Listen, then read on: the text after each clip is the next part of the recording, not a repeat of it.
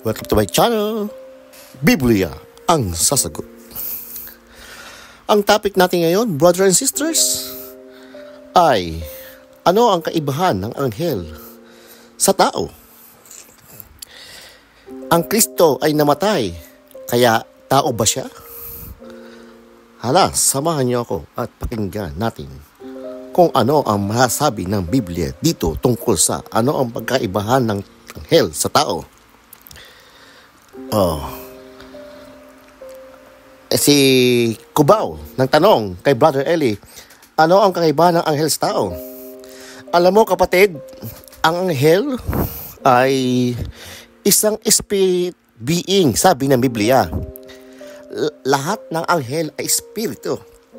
Basahin natin 1:7 ng Hebreo. At sinasabi niya tungkol sa mga anghel, yung ginagawang mga anghel niya ang mga hangin at ang kanyang ministro ay ninyas ng apoy. Sabi ng Diyos sa mga anghel, ginagawa niya anghel ang hangin, pa-espiritu yun eh.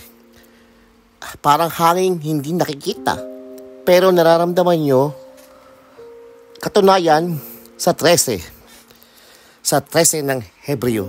Ngunit kanino sa mga anghel na sinabi niya kailanman, lumuklok ka sa aking kanan, hanggang sa iyong mga kaaway ay gawing tungtungan ng iyong paa. Hindi ba silang lahat ay mga espiritong tagapaglingkod na mga sinugo upang magsilingkod sa pakinabangan nagmamana ng kaligtasan? Sabi sa Biblia, wala siyang pinagsabihang anghel ng kagaya ng sinabing kanyang anak na lumuklok ka sa aking kanan, yang gawin kong aking mga kaaway na tungtungan ng iyong mga paa. Walang anghel siyang pinagsabihan noon. Sabi sa mga anghel, hindi baga silang lahat? Lahat. Walang nakatatangi Hindi baga silang lahat ay mga espiritong tagapaglingkod na mga sinugo upang maglingkod sa kapakinabangan nagmamana ng kaligtasan? So, ang mga anghel, mga espiritong tagapaglingkod, sinusugo ng Diyos. Yan ang anghel, mga espiritu. Wala silang kagayang nating mga tao na meron tayong sangkap na material. Ang mga material na kumuha ng katawang tao nung panahon, nunong Noe, ay lumubag sa kautusan ng Diyos. Yun ang mga fallen angels. Nag-asawa sila sa mga anak ng mga babaeng tao. Ang sabi ni San Judas, pakinggan mo sa 1:6, at ang mga anghel ng gilas na nag-ingat sa sariling pamunuan, nag-iniwan ang kundi iniwan ang sariling tahanan, ay iingatan niya at tinalakalang walang hanggang sa paghuhukom sa dakilang araw. Meron kasing aral, may anghel na hindi nag-ingat sa pamunuan, iniwanan ang sariling tahanan. Yan nga ang mga naging demonyo Lumaban sa Diyos, sumama kay Satanas. Yan. Pero lahat yan ng mga anghel na yan, sa umpisa, mga espiritu yan na ginawa ng Diyos para maglingkod sa magmamana ng kaligtasan. Ang pagkakaiba ng tao sa anghel, ang tao may laman at buto, no? Mas malakas ang kapangyarihan ng anghel kaysa sa tao. Pag-uusapan ang kapangyarihan at lakas, na lakas ang anghel. 2:11 ng 2 Pedro. Samantala, ang mga anghel bagamat lalong dakila ang lakas at kapangyarihan, ay hindi nagtataglay ng paghatol na may apalipusta laban sa kanila sa harapan ng Panginoon. Sabi ni San Pedro, ang mga anghel, lalong dakila ang lakas at kapangyarihan. Ang pagkakaiba nila sa atin, mas malakas ang kanilang kapangyarihan. Dakila ang lakas at kapangyarihan. Kung pag-uusapan ay naturalesa, malakas anghel, malakas at makapangyarihan ang anghel. Pero alam mo ba, nung araw, ng paghuhukom, tama ang anghel, ipapailalim sa taong banal. Basahin natin ang unang Korinto hanggang 3. Nangangahas baga ang sino man sa inyo na kung merong mang bagay na laban sa iba, na siya'y maksakdal sa harapan ng mga liko at hindi sa harapan ng mga banal? O hindi baga ninyo nalalaman na ang mga banal ay magsisihatol sa sanlibutan? At kung sa sanlibutan ay hahatulan ninyo, hindi kaya baga dapat magsihatol kayo sa mga bagay na pinakamaliit? Hindi baga kaninyo nalalaman na ating nahatulan ang mga anghel? Gaano pa kaya ang mga bagay na nauukol sa buhay na ito? Yon. Malakas man ang kapangyarihan ng lakas at kapangyarihan ng health kaysa sa tao. Pagdating pala ng araw ng paghuhukom, ang mga anghel ipapasailalim ng Diyos sa paghatol ng mga banal, hagaya ng mga apostol. Kaya, hindi tayo nasa ilalim ng anghel sa panahong ito. Hindi kaya panahon ng nakaraan kay Moises, nasa ilalim sila kay pagtuturo ng anghel. Sumasamba sila sa anghel. Sa panahong Kristiyano, bawal na nasa ating sumamba sa anghel. Nandun sa 22:8-9 ng Apokalipsis. At ako isuwan. Ako ang nakarinig at nakakita ng mga bagay na ito. At ang aking narinig ang makita ay nagpatiripa ko upang sumamba sa harapan ng anghel na nagpakita sa akin ng mga bagay na ito. At sinasabi niya sa akin, ingatan mong huwag gawin yan. Ako'y kapwa mong alipin ng inyong mga kapatid na paprepeta at ang mga katumutupad sa salita ng Diyos na aklat na ito. Sumamba ka sa Diyos. Yon. Bawal na sa anghel sambahin siya ng mga Kristiyano gaya ni Juan. Huwag mong gagawin yan, sabi ng anghel. Kapwa mo rin akong alipin. So, maraming pagkakaiba anghel na tao. Ang unang-una, ang anghel sa kalagayan, espiritu yan. Ang tao, meron tayong materya. We have a physical body. Ang anghel, spiritual body. Malakas sila sa ating mga kapangyarihan, sa mga kalakasan, das dakila sila. Kaya lang, pagdating ng paghuhukom, ipapasailalim sila ng Diyos sa mga taong maliligtas o sa mga banal. At ang mga anghel, kapatid, ay siyang mga tagapaglingkod ng Diyos. Kumbaga, protektor ng mga taong natatakot sa Diyos. 34:7 ng awit. Ang anghel ng Panginoon humatutong sa buong panlibot na nangangatakot sa Kanya at ipinasasanggalang sila. Napansin mo, ang binibigyan ng Diyos ng pantay ng anghel yung mga taong may takot sa Diyos. Pero sa inyong pananampalataya ay iba yung paniniwala ng mga anghel. Ang lahat ng tao ay may anghel de la guardia.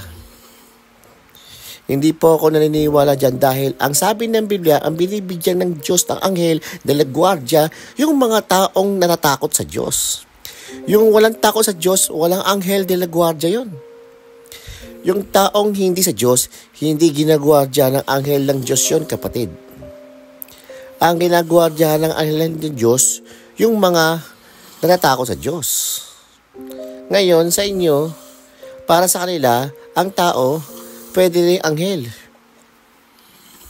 Sa kalagayan daw, anghel daw ay pwedeng tao, pwede rin dang espiritu. Mali po ang aral na yan.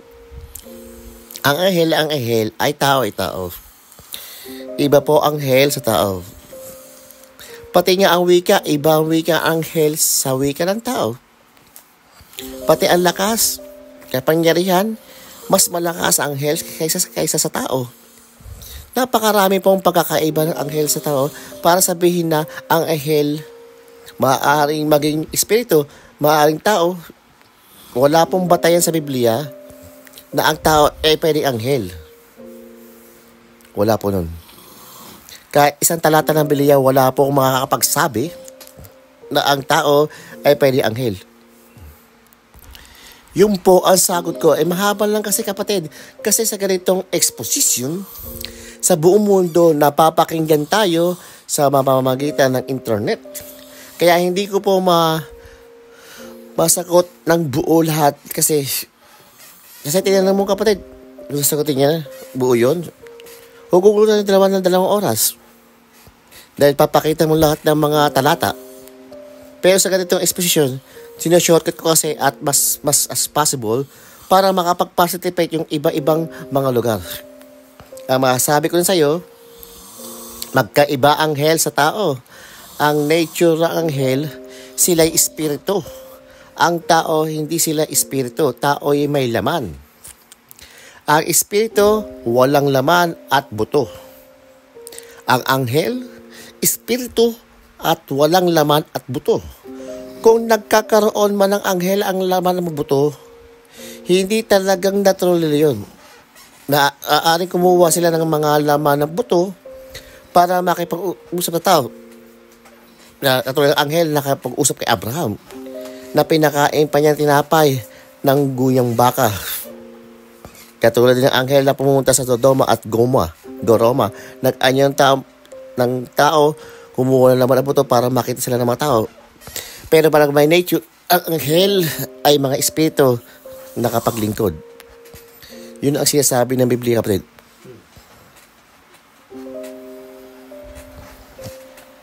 Napag ko sa pitatanong pa ko isa, yung anghel ay yung kalisiyan espiritu. Yung tao, ang namatay.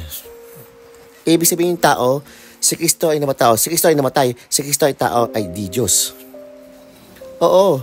Namatay talaga yung Kristo o namatay tao niya, namatay. Tao naman talaga siya. Hindi naman siya nakatama, tao naman siya. Basahin natin yung gis ng Hebreo versikulo 5. Kaya at pagpasok niya sa sanlibutan ay sinabi, hain at handog ay hindi mo ibig. Ngunit isang katawan ang akin ay inahanda mo. Yun, ang pumasok siya sa sanlibutan, hindi naman nag-umpisa ang Kristo sa lupa eh. Pumasok na siya dito. Galing siya sa langit. Basahin natin ang 6:38 ng Juan. Sapagkat bumaba ako mula sa langit. Hindi upang gawin ko ang aking sariling kalooban, kundi kalooban ng sugo sa akin. Doon siya galing sa langit. Bumaba ako sa langit, hindi parang gawin ko ang kalooban ko, kung hindi ang kalooban na nagsugo sa akin. Yun ang Ama. Ngayon, pagpasok niya sa dito, bumaba sa langit, pagpasok siya sa sanlibutan, sinabi niya, hain ang atnlog ay hindi mo ibig, ngunit isang katawan ang sa akin ay inihanda mo. Sa pagpasok sa sanlibutan, pinaghanda siya ng Diyos ng isang katawan. Anong klaseng katawan yon? Galing sa langit eh. Hindi siya maintindihan kung hindi siya maglaging katawan. Masama naman yung magsasalta siya, espiritu, baka matakot ka. Magtakbuhan yung mga takot, nagsalta. Sabi, puno ng mangga. Yung puno ng mangga ay nagsasalta. Huli kayo. Mga pinagpalang Ama, ay puno ng mangga yun, ay nandun siya. Baka hindi ka maniwala. Puno ng mangga yun, baka sa kalabaw. Magtatakbo ka, magsalta yung kalabaw. Kaya yung anak ng Diyos na Espiritu, nang pumasok sa libutan, ipinaghanda ng Diyos ng isang katawan. Sabi ng Biblia, isang katawan akin ay hinanda mo. Anong katawan yun? 1:14 ng Juan. Excuse me po. At nagkatawan tao ang berbo at tumhan sa gitna natin. At nakita namin ang kanyang kalwalhatian gaya ng sambutong na ala, ng puspos ng biyaya at katotohanan. Nagkatawang tao ang berbo. Yung katawan niya, tao talaga yung kapatid. Tao yun. Pinanganak, tinuli, nagutom, nauhaw, napagod, natulog, namatay. Tao talaga yun, katawan. Pero yung nasa loob ng katawan, hindi tao yun. Galing sa langit yung kapatid. Parang ganito, no? May hawak ako, isang basong inumin. Iinom na ako. Iinumin ko nasa loob. Hindi ko inumin yung baso. Malulunod ako pag ininom ko yung baso, parang ganon. Ang baso, katawang tao. Yung nasa loob ng baso, tubig, yun ang inumin. Ganon din ng Kristo. Yung Kristo, yung Espiritu, anak ng Diyos yun. Wala pang tao, wala pang mundo, pero nanganak ang Diyos ang kasama. Nung isugo niya sa lupa, ipinaghanda siya ng isang katawan. Yung katawan na inanda, katawang tao. Hindi katawang kalabaw, hindi katawang unggoy, hindi katawang ahas, ibon, kundi katawang tao. Doon siya tumira sa katawang tao. Ang nakatira sa katawang tao, Diyos. Anak ng Diyos na Espiritu. Basahin natin ang Colosas 2:9.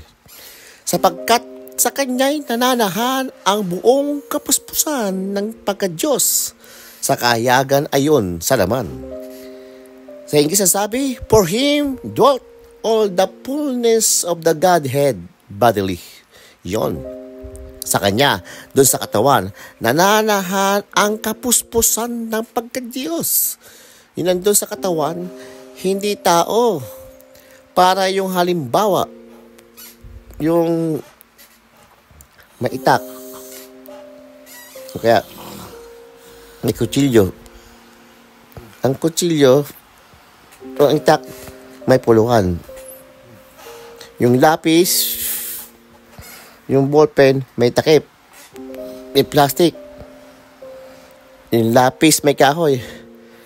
Yung parang pasulat, yung nasa loob ng kahoy. Carbon.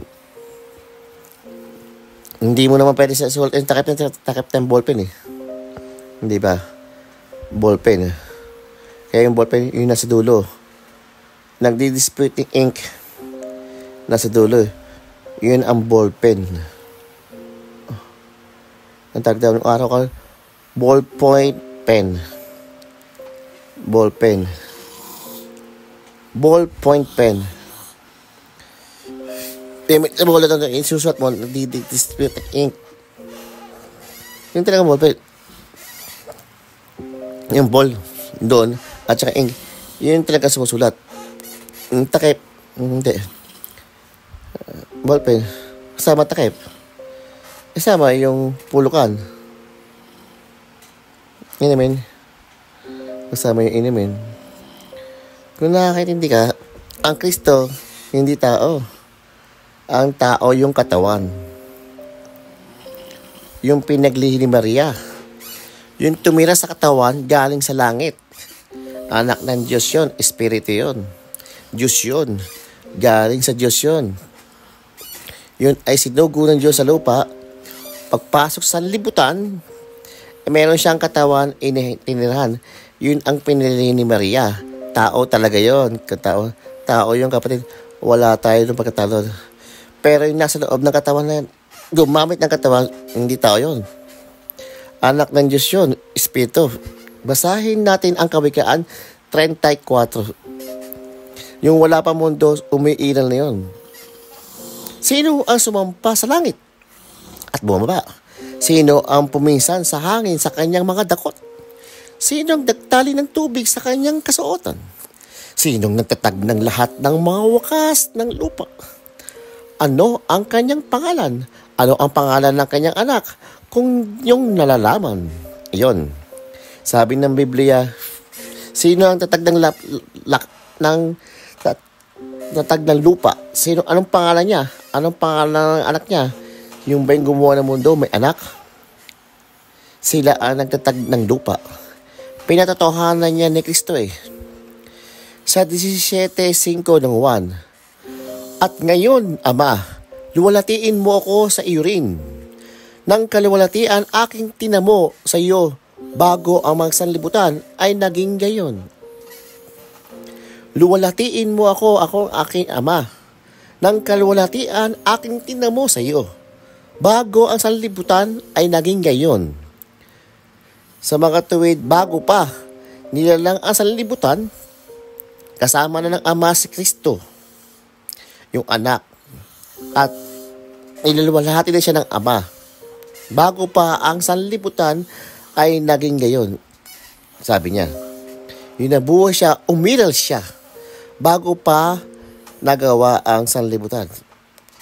Kasi nag-umpisa umiral, ipinagli ni Maria. Mali yun, kapatid. Bago pa ang ginamang sanlibutan, umiiral na ang anak. Pakinggan mo sa 2:6 ng unang Korinto. Kayo man ay nagsasalita kami ng karunungan sa mga may gulang. Bagamat hindi karunungan ang sanlibutan ito, ay may kapangyarihan sa sanlibutan ito. Ang namangay nag-uuwi sa wala. Kung hindi nagsasalita namin ang karunungan ng Diyos na hiwaga, yaong karunungan na itinalaga ng Diyos bago nilalang ang sa sanlibutan sa ikalawalahati natin. Nang hindi napakilala sa sinumang pinuno ng sanlibutan ito, sapagkat kung nakilala sana nila ay hindi di sana nako sa krus ang Panginoon ng kaluwalhatian.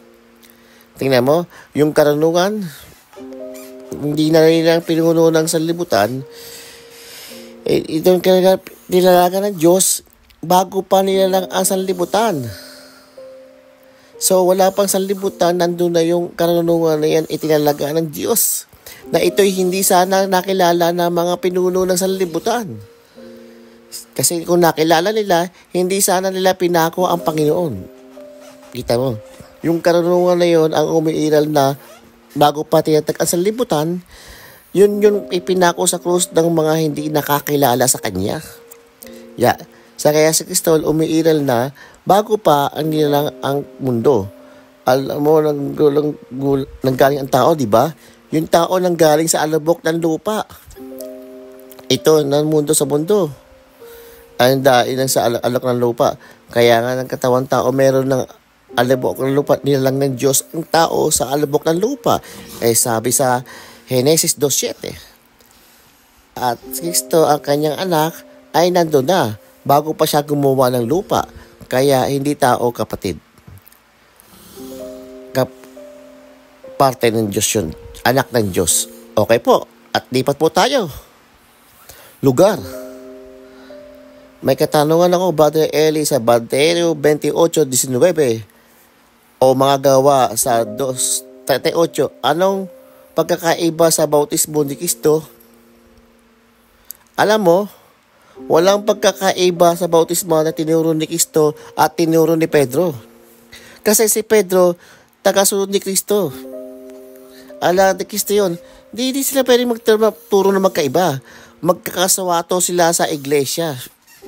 Basahin natin sa Efeso 4:4.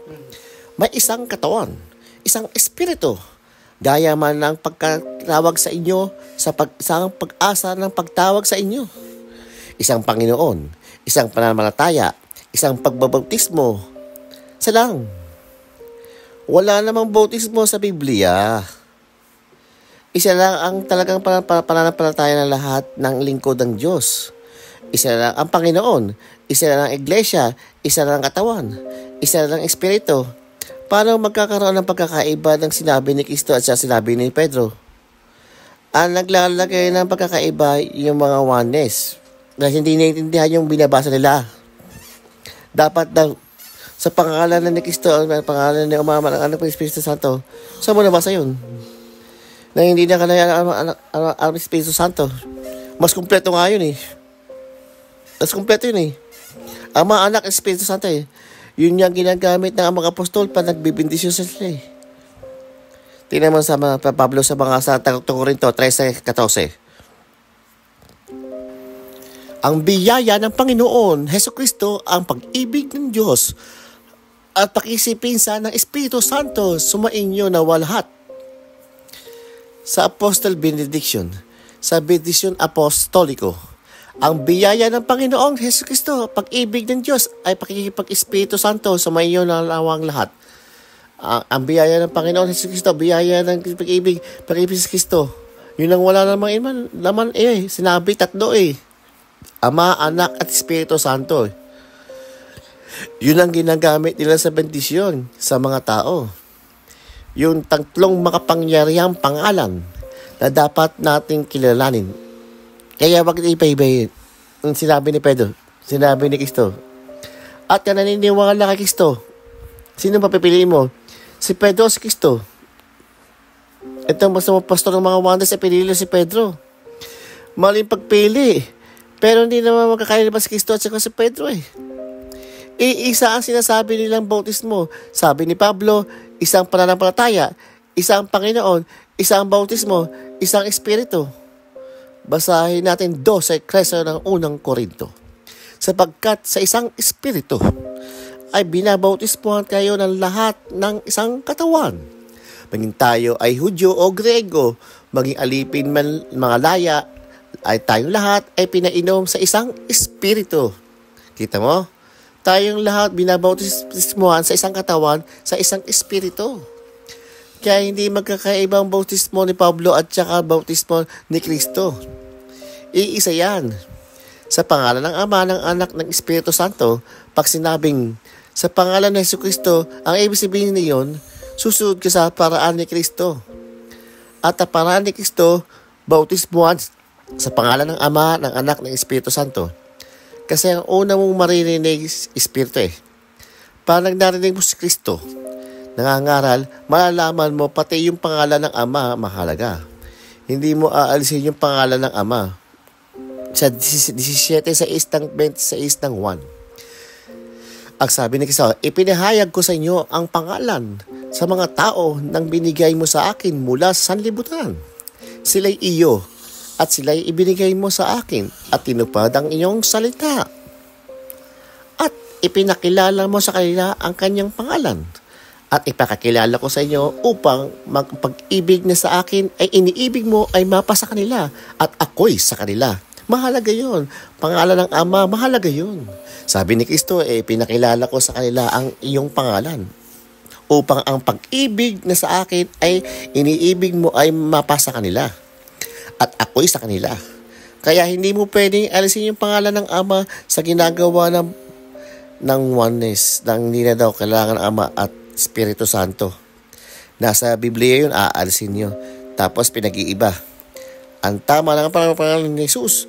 Wala sabi ng pangalan ni Jesus. Pangalan ng Ama, ng Anak, ng Espiritu Santo. Yun ang turo ni Kristo. Kaya kung pupunta kay Kristo, sabihin mo, gusto ko pa magpupunta sa pangalan ni Jesus. Ngayon, pumunta kay Jesus. Sabi si Jesus, bautismo sa pangalan ng Ama, ng Anak, ng Espiritu Santo. Kung tagasunod kay Kristo, susunod ka ng bautismo sa pangalan ng Ama, ng Anak, ng Espiritu Santo.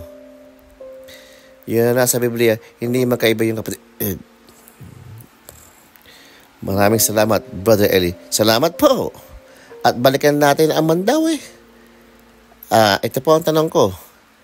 Ay yung ano ba sa Santa, bakit pag sinama sa tayo pumunta sa sementeryo, sa inyo, hindi?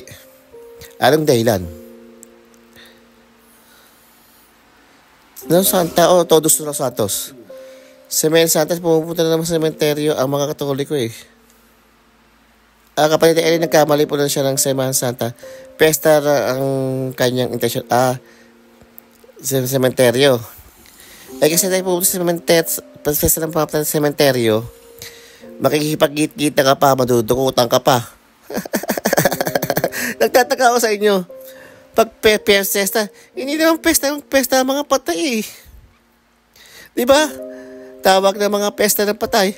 Paano pesta ng patay eh? Wala na nga akong kamalay-malay yun. Basahin natin ang Ecclesiastes 9:10. Alamang masumpungan ng kamay, gawin mo ng iyong kapangyarihan. Sapagkat walang gawa ni kataman, kaalaman man, karunungan man, nalbingan ng iyong pinaparoonan. Sa Bisaya, sabi dyan, bisan unsa, ang higaplagan nga buhat sa imong kamot, buhata ka na uban ang iyong mot kusog. Kay dito sa Siol, diin ikaw mo dito, walay bulhaton. Nila lang, ni kabihilbalo, ni kaalam. Yan ang sabi sa Buano Bible. Doon sa libing ng Siol, diin ikaw wagto, walay bulhato, walay lalay, walang kaibalo, walang kaalam. Kaya bisan unsa at kahit buhat sa imong kamot, katara uban imong kusog. Yun ang sabi ng Diyos. Nagsusumbong ka ng kamay mo, gawin mo na agad. Kapag nasa libingan ka na, wala ka nang magagawa. Kaya wala namang piyesta ng patay sa Biblia. Kaya ngayon na naglagay ng piyesta ng Biblia, pinagpipesta ang daming piyesta, mga kapatid. Ay ngayon, pwede ka naman pumunta ng kahit anong araw, di ba? Halimbawa, naalala mo yung mismo. Gusto mo magdala ng bulaklak. Eh di pumunta ka kahit Benere.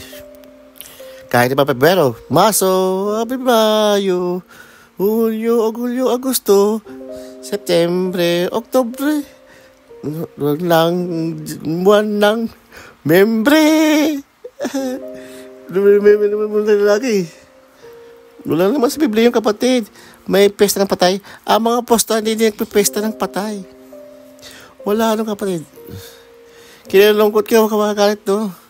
Basahin mo ang Biblia Katoliko. Wala silang petsa ng patay. Yun. Yun ang sagot ko. Salamat po, batay. Salamat din siyo. Balik tayo sa Odineta, Pangasinan. Ang itatanong po lang po, Brad Eli, paano ko makukumbisi na ma-lead dito sa samahan ito? Dahil po akong inang 3 anak na nakaalam na pagkumbisi. Hindi sa amin, ang kumbisi hindi sa amin, wala kaming kumbisi sa iyo. Ang nakakakumbisi sa tao, sa Panginoon. Basahin natin ang gawa 16:14 ng Pangasinente. Ese kibii pangaliliya, paglaka kawanes purputa, tagasirga datitya, sa kaya ariyan edi Dios, didinggil kami niluksat katawan so pusto. Piyan imatonan, soto sasaray sa sasalitain ni Pablo. Yung nakikinig si Lydia, nang nangangaral si Pablo, binuksan ng Diyos, nilukasan ng katawan sa puso. Yan. Imatonan, saray, sa kaitain ng Pablo. Ibig sabihin, yung nakikinig si Pablo, binuksan ng puso ni Lydia, kaya siya nakumbinsi. So, hindi ako kukumbinsi sa'yo. Sabi sa'yo, mahirap ka namin makumbinsi kapatid. Wala ka kaming kapangyarihan. Ang Diyos ang kumbinsi sa isa tao. Para mabuksan ang isip, ang kanyang puso para siya magbalik sa Diyos. Yun ang sagot ko sa iyo kapatid. Maraming salamat po. Salamat din po. Balikan natin ang Macau. Ang katanungan ko na po, Brother Eli, gusto ko pong marinig sa inyo kung kayo po ba ay nag-aangkin na kung sakali ay dumating na ang wakas, ay end of the world na, kayo po ba ay maliligtas? Alam mo kapatid, mahirap angkinin yun dahil hindi naman ako may-ari ng langit. Ang may-ari ng langit ang Diyos. Dadalhin doon kung sino ang gusto niya. Ngayon, kung may pag-asa, ako ngayon ay may pag-asa makarating sa langit. Gusto ko. Gunang-gunang ganito. Sa langit, makakarating yung isang patutot. Kagaya ni Rahab. Kasi, kahit sa patutot, kumilala siya sa Diyos. Katapos, si Maria Magdalena, masama siyang babae. Kumilala rin sa Diyos. Yung mga nakaw, kumilala sa Diyos, makakarating din sa langit yun eh. Ako naman sa buong buhay ko, kapatid, hindi ako nagnakaw kahit kailan. Meron ako nasumbungan, sinosoli ko. Hindi ako nag-i-interest para sa aking kapwa. Kung meron man akong interest buhay, kung meron man akong kinikita, ibinibigay ko pa sa kapwa ko, ginagastos ko sa kapwa. Kaya, kumukusod ako sa utos sa Diyos, gusto ko sa maligtas. Pero inaakin ako ay maliligtas. Bahala ng Diyos ang pag-asa ko. Yung nga mga nakaw, dinali niya sa langit eh. Yung tulisan niya, dinali niya sa langit eh. Yung nga patutot, dinali sa langit eh. Hindi naman ako patutot, hindi naman ako tulisan, hindi naman ako magnanakaw. Baka sakali. O pakinggan ni Pablo. Dito sa isang talata ng Pilipos, ganito ang ating mababasa sa 3. Mga kapatid, hindi ko pa inaari inabot ang datapot isang bagay ang ginawa ko na nililimot ang mga bagay na nasa likuran at tinutugo ang mga bagay na hinaharap. Nagtutumulin ako sa hangganan ng hanging gantimpala ng dakilang pagtawag ng Diyos kay Kristo Jesus. Maliwanag ni Pablo, hindi ko inaaring ako'y tanggap. Isang bagay ang ginagawa ko na nililimot ko yung nasa likuran, tinutungo ko yung mga bagay sa hinaharap. Nagtutumulin ako sa hangganan ng gantimpala, sabi niya. Ng dakilang pagtawag ng Diyos na kay Kristo Jesus. So, ibig nang ipakita na si Pablo dakila na siyang apostol, nagmimilagro. Nakausap na mismo ang Panginoon. Hindi niya agad na naangkay na siya ligtas na eh. Maliban na lang niya yung mga pagkatapos niya. Pero sa kaluskuyan siya, buhay na naglilingkod sa Diyos, hindi niya inaangkay na ligtas na siya agad. Siguro baka tapos muna ako bago ako sabihin. Hindi pa naman ako nakatapos hanggang ngayon nga dahil pa akong gawin di ba? Yun ang sagot ko sa iyo, kapatid. Okay. Maganda po yung sagot. Nagustuhan ko. So, meron po akong mga meet ng mga tao nung nakaharap po sila. Pinipilit niya sila iligtas. Kahit anong gawin, anong gawin, nagligtas daw sila. Sabi ko, kahit magnawa ka pa, ligtas ka. Makapatay ka pa, ligtas ka pa rin. Sabi niya, basta. Okay na rin po, kapatid Daniel. Balik po tayo sa Palawan. Meron po akong 2 katanungan, Brother Eli. Ang una po ay ito. Ano pa sa palagay nyo? Aakit po yung kaluluwa ni Judas Iscariote? Ang pangalawa po ay ano po ang ninyong una sa Biblia na makikita kontrobersya ng pelikulang Da Vinci? Maraming salamat po. Magandang gabi.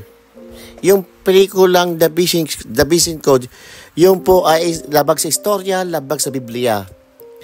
Kahit po sa Biblia, pinatunayan na si Kristo ay namatay. At namatay ay sa Biblia, nabuhay pa siya muli. Sa Da Vinci Code, ang Kristo daw hindi daw namatay. Pumunta daw siya ng Pransya, nagkaanak. Hindi po totoo yun dahil mismong yung historiador ng Roma Empire na si Statius ay sinula sa history ng Roman Empire na namatay talaga si Kristo, pinako sa krus. Basahin po natin ang annals ng Roman Empire. Ganito po ang ating mababasa, mga kapatid. Roman History Annals 1544. The Roman historian Tacitus wrote concerning the Great Empire of Rome in book 15, chapter 44 of his Annals. Nero inflicted the most expeditious tortures and translated for the abomination called Christians by the populace. Christus, from whom the name of his origin, suffered extreme penalty during the reign of Tiberius at the hands of one of the procurators, Pontius Pilatus. Ayon sa historian ng Roman Empire ay binahagi ng Biblia, historia ng Roman Empire. Pinapatunayan ni Tacitus, there was a group of the population that were subjected under the Roman rule, which they called Christians, whom they hated and was blamed for the great empire. that occur in Rome inflicted by Nero, Emperor of Rome. Itong si Nero, pinasunog yung Roma pagkatapos ang sinisi yung mga Kristiyano. Ito daw mga Kristiyanong ito ayon sa isang historian ng Roman Empire, mga tagasunod ng isang tinatawag na Christus na kanilang pinatay, who suffered extreme penalty of death during the reign of Tiberius Caesar of the hands of one of their procurators, Pontius Pilate. At yan ay pinapatunayan naman ng discovery na archaeology. There was really a Tiberius and a Roman procurators named Pontius Pilate. Magkapakailanman mayroong natagpuan isang clay tablet ng isang limestone bearing the name of Tiberius Caesar and Pontius Pilate, proving that they really have existed. Basahin natin, kapatid na Daniel. In 1961, in Daniel, archaeologists discovered the limestone of Caesarea Maritima, Israel of the face is a monumental inscription written in Latin, which is part of the larger dedication to the Tiberius Caesar, which clearly says that it was Pontius Pilate, prefect of Judea. That limestone is a proof, a physical proof, a tangible proof, that there was really in the story of the Roman Empire, Tiberius Caesar, and there was really a Pontius Pilate. And this Pontius Pilate and Tiberius Caesar were responsible for the death of the Christus of Christ, who was the really leader they called the Christian whom they hated. Pinapatunayan lang nito na si Kristo ay namatay. Diyan sa Da Vinci Code, si Kristo do ay nag-asawa, napangasawa si Maria Magdalena, pagkatapos nanganak ng isang mga anak. Wala nang paniniwala sa Biblia. Wala pang paniniwala sa istorya. Ang itinulat na puro ay alimuum. Puro alimuum. Puro kata-kata. Yung isa pang tanong, nakaakyat ba sa langit ang kaluluwa ni Judas Iscariote? Alam niyo mga kapatid, yung tao pag namatay, yung espiritu bumabalik sa Diyos. Yung lupa bumabalik sa lupa. Ang espiritu babalik sa espiritu Diyos. Ikaw ay mabuting tao. Pero kung masama ka tao, yung espiritu mo hindi mapupunta sa Diyos, yun. Kinukulong yun. Basahin natin ang unang Pedro 3:18. Sapagkat si Kristo man ay nabata rin minsan dahil sa mga kasalanan, ang matuwid dahil sa di matuwid, upang tayo'y madala niya sa Diyos. Siya'y pinatay sa laman, ngunit binuhay sa Espiritu. Na yan din ang kanyang inayon at ipinahayag ang pagtagumpay sa mga espiritong nasa bilangguan. Nung si Kristo ay namatay, 3 araw yung kanyang katawang patay, yung kanyang espiritu na buhay ay yumaon at pumunta doon sa mga espiritong nasa bilangguan. Sino ba yung mga espiritong nasa bilangguan na yan? Sabi si 19, patuloy mo sa 20. Yung unang panahon, mga sawail na ang pagpanginuhod ng Diyos ay natili doong mga araw ng Noe. Samantalang inihanda ang daong sa daloob na nagkakaunti. Sa mga tuwid ay walang kaluluwaan na ligtas sa mga pamamagitan ng tubig. O nakita niyo ang mga espiritong pinuntahan ni Kristo sa bilangguan, yan pala yung mga panahon ni Noe, mga sawail. Yung masasamang mga tao ng panahon ni Noe bago pa lubog ang unang sanlibutan. Kaya, yung mga sawail na tao sa Diyos, yung espiritu nila, hindi bumabalik sa Diyos, ikinukulong sa isang kulungan para hatulan sa araw ng paghukom. Yung po ang nasa Biblia, kapatid. Okay po. Ready naman ang Bislig City. Yung awit 127, narinig kita, sinabi mo na ang tunay iglesia ay tatag ng Diyos. Sa 936, natatag ni Nicolas Perez na iglesia ng Diyos ay Kristo, haligi asuhay ng katotohanan. Kasali ka dito. Tapos umalis ka, nagtayo ko na rin sariling iglesia. Ang tanong, alin ba ang totoo? Ang iglesia nandyan noon nung sinadilihan mo o iglesia na ngayon na itinalayo mo? Ang sa lahat ng mga dominasyon, may utos ba ang Panginoon na magtayo ng sariling grupo o reliyon? Yun lang, Mr. Soriano. Ganito masasabi sa kapatid. Ang nagtatag ng tunay na iglesia ng umpisa ang Diyos.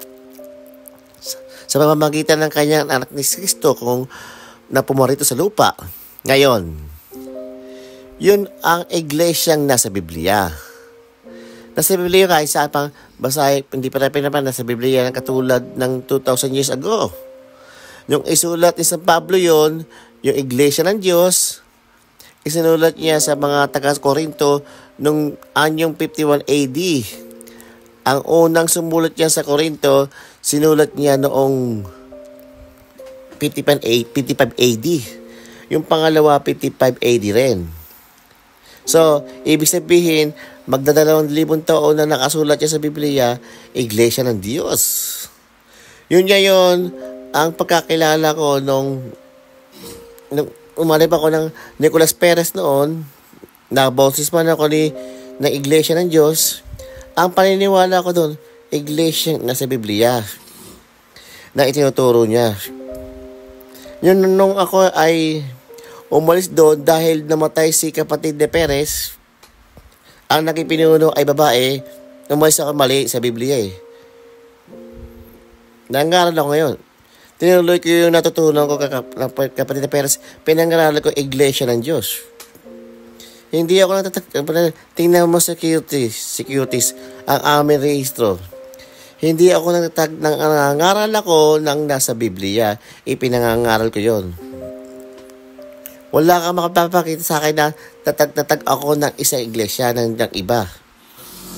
Yan ang aming niliwanag sa aming rehistro sa pamahalaan ng bansang Pilipinas. Wala akong claim ng Katolika sa Batista na sila ang nagtatag ng kanilang iglesia. Ang Sabatista nagkiklaim na ang kanilang daw iglesia nagtatag si Ellen G. White. Nandun yun sa kanilang libro. Basahin, mabuti na kanilang libro ng Sabatista. Ito po, nasa 7 Days Adventists Believe. The Biblical Exposition 27, Fundamental Doctrines, page 224. The gift of prophecy was active in the ministry of Ellen G. White, one of the founders of the Seventh-day Adventist Church. Sinasabi dyan, si Ellen G. White, one of the founders of the Seventh-day Adventist Church. Sa tao ng tatag ng Iglesia Adventist. Ako, hindi ako tayo, tinutuloy ko lang ang pangaral niyo. Yun, utos ipangaral lang nakasulat eh. Yun ang pinapangaral ko. Ang sumasampalataya, sumasama sa akin. Tayo, hindi ako tatayo. Pinangangaral ko yung nung nasusulat sa Biblia. At wala akong tinayo, kapatid. Laging, ang sinasabi ko, Biblia. Akala ko, Biblia. Ang aking paniniwala, yun nasa sa Biblia, na kailangan ipangaral mo, walang nakatulad sa Biblia.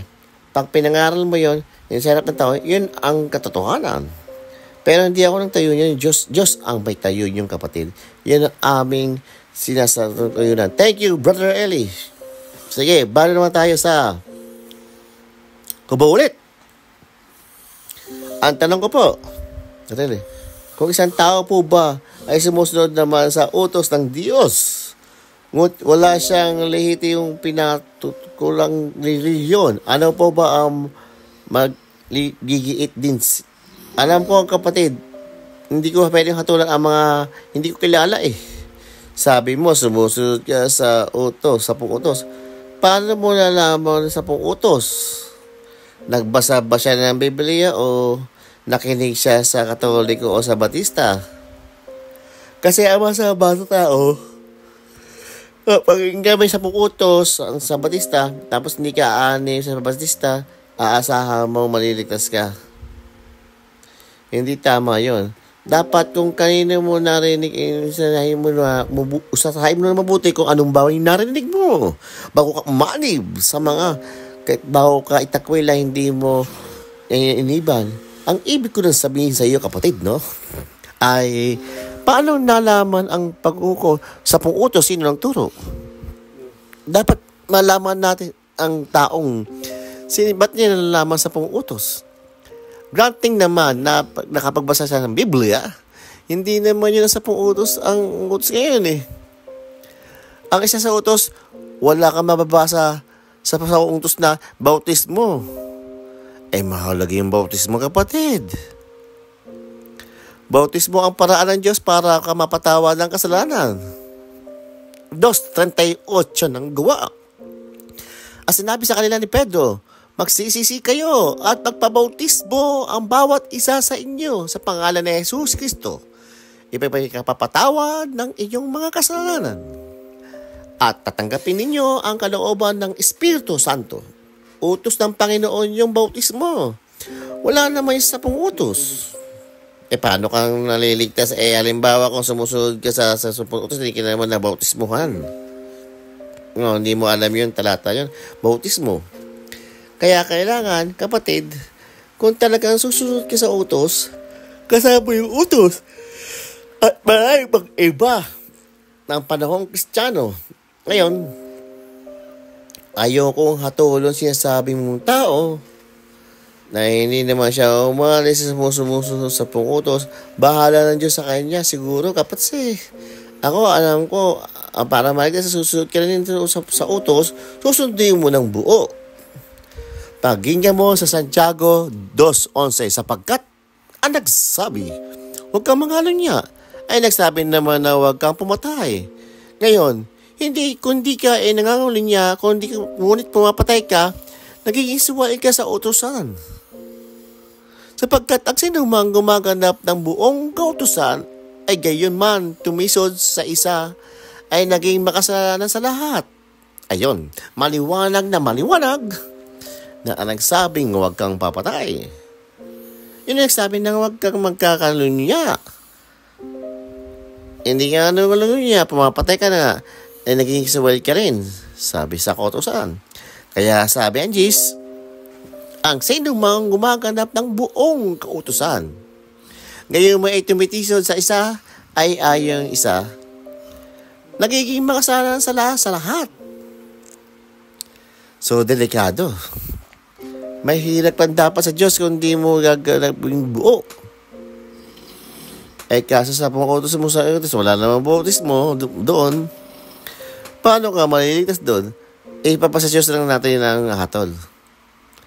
Ayaw ko na siyang hatulan, lalo ko na hindi ko kilala, no? Pero alam mo, may mga taong hindi nakakapakinig, hindi nakakita ng Biblia, hindi nakarinig ng aral, hindi nakakilala Kristo, na pwede naman maging dapat sa Diyos. Kung sila ay nabuhay na, tama matuwid, kahit wala sila narinig na kautusan, maaaring maawa sa Diyos sa kanya. Ang masama lang naman yung taong nakarinig, nakaintindi, nakabasa ng Biblia, tapos tinakwil niya, walang kaligtasan yun. Yun ang sagot ko sa iyo, kapatid. Maraming salamat. Okay po, maraming salamat. Ang punta natin ng Macau, magtatanong ay isang Portuguese, Monoche, Macau.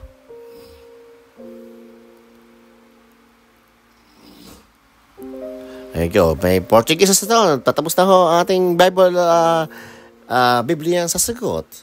Hanggang sa muli, maraming salamat sa inyong pakikinig at huwag niyong kalimutan mag-subscribe dito sa Biblia ang sasagot. At marami pa tayong matututunan dito about Biblia ang sasagot. Abangan ang mga kwentong Biblia at ang mga katanungan dito sa Biblia. Biblia ang sasagot. Maraming salamat, brothers and sisters. Thanks for listening.